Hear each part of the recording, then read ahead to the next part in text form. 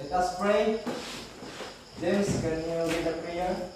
Father, the Son, Holy Spirit, amen. Our gracious Father, thank you for witnessing this day. Sorry for the trespasses that we made, amen. And the Son, Holy Spirit, amen. Good morning, class. Good morning, teacher. How are you?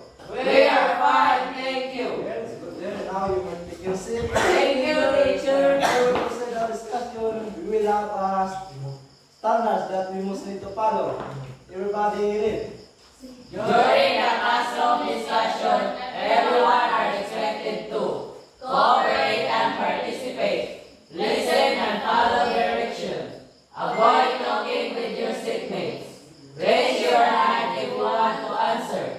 If you have clarification, please approach your teacher directly. Okay, thank you.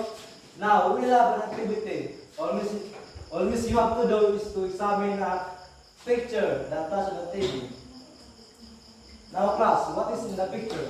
Appliances, chair. Very good. I think this is familiar to you. Do you have an appliance in your home? Yes, teacher. How appliances work? Okay, Rochelle. Appliances can work with things. Very good. And now, I will show you a video. And all you have to do is to observe what is in the video. Are you ready, class? Yes, teacher.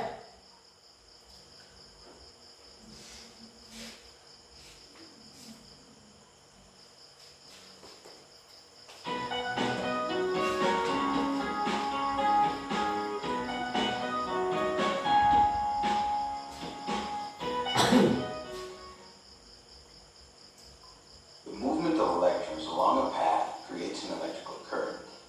We use electric currents to power many appliances in our lives. Most modern devices are capable of using electrical energy and converting it into other forms of useful energy, such as heat energy, light energy, and sound energy. Released in a discharge, like shocking your friends with static electricity or lightning. Or it can be built up or charged and stored for later. This is where most of the electricity you use comes from. Big generators or motors charge huge amounts of particles in the power plant. We can then use batteries to store all of this electric energy. The electric charge of energy moves in currents. Objects can either allow the current to travel through it or prevent the current from moving through. If a material allows the current to travel, it is called a conductor. Conductors are generally made of metal like silver, gold, copper, steel. It can also be other things like graphite, salt water, and even acidic fruit juices. That's why you can use a lemon to create a battery for your phone. Objects that prevent electrical currents are called insulators. These include rubber, oil, glass, and dry wood. To harness electricity, you can use conductors to create a one-way path for the current to flow through. And if you set up your path in a loop, you can make what's called a circuit. A circuit is just a loop of conductors, usually wires, that allow electricity to power a device. Let's look at a really simple circuit. We have a battery full of electricity, and now we can use wires to move that electrical energy away from the battery to a device that needs electricity. This could be a light, a bell, a buzzer, or even a heater. But let's use a light bulb. So we attach our device to the wire, and now we have to make a loop for the current to travel back to the battery. Now this circuit turns our light on. But you probably want to turn this light off again, so let's add a switch. The switch can either be closed, which means the loop is completed, or open, meaning there's a gap in the current, which turns our light off. Switch on and iron. Electrical energy is converted into heat energy. Switch on a bulb. Electrical energy is converted into light energy. Switch on a radio. Electrical energy is converted into sound energy. In the radio station, sound energy is converted into electrical energy. The radio set converts this electrical energy back into sound energy. Okay, class. Now, based on that video you watch, what is all about the video? Okay, James. The video is all about electricity that converts into energy. Very good. What is the energy that can be converted? Okay, Ariane. The energy that can be converted are light, sounds, and heat. Very good. What is the common mechanism that converted into light, sound, and heat?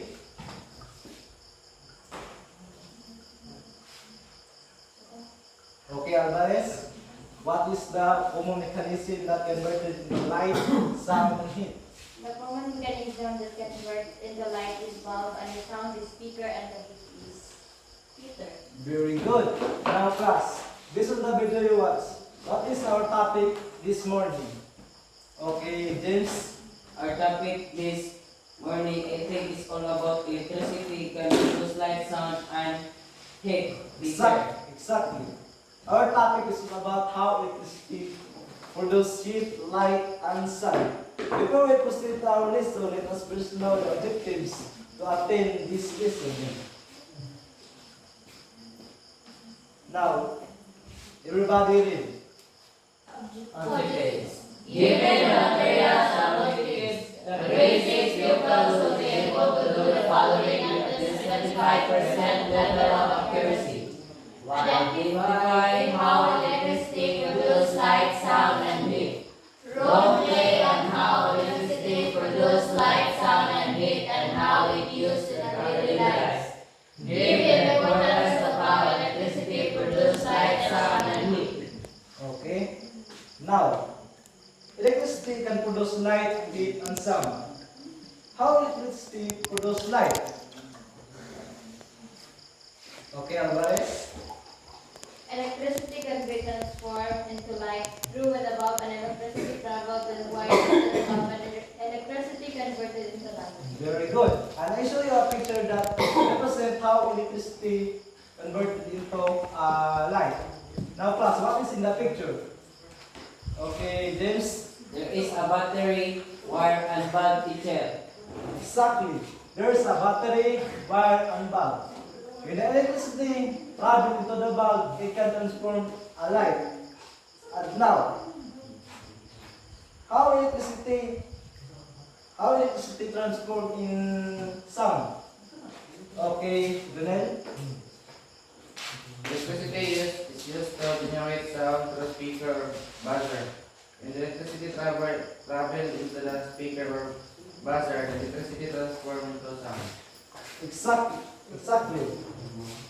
When electricity travels into the buzzer or radio, it can produce sound, and that's how electricity produces sound. And now, how electricity produces heat? Okay, Ariane? Electricity can produce heat through an electric heater. When electricity travels into a heater or other heater filament, that electricity transported into heat. Very good. So, class, what can electricity produce? Okay, Rachel? Electricity can produce heat, light, and sound. Very good. And now, we will have an activity. All this you have to do is to dramatize how electricity produces light, heat, and sound, and how it used in our daily life. I give you 5 minutes to prepare. And now I give you rubrics. Criteria. Mastery 40%. Delivery 40%. Operation 20%. Total of 100%.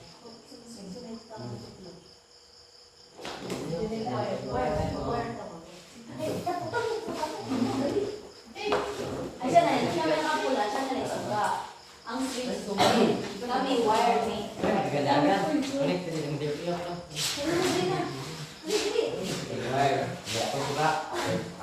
Dili ko suga. Siyo siya tingkulang.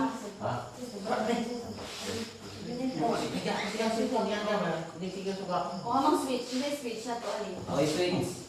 O, sige, ikaw switch. Na ang wire. Kami wire. Hindi ka mong Okay, wire. gunit to, gunit.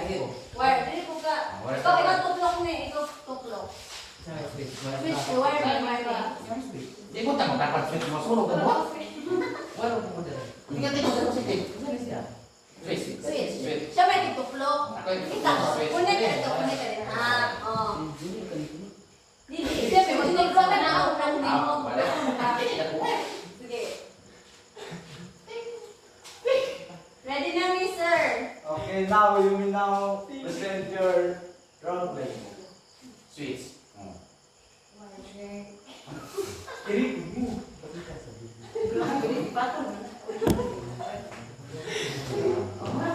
That's all, sir. Okay, very good. Based on your role play, you apply how electricity produce light. And you got highest scores. In order to know that you understand our topic, I give you a quiz. You get a 1% of paper, then you answer this. Surat to, teacher? Yes.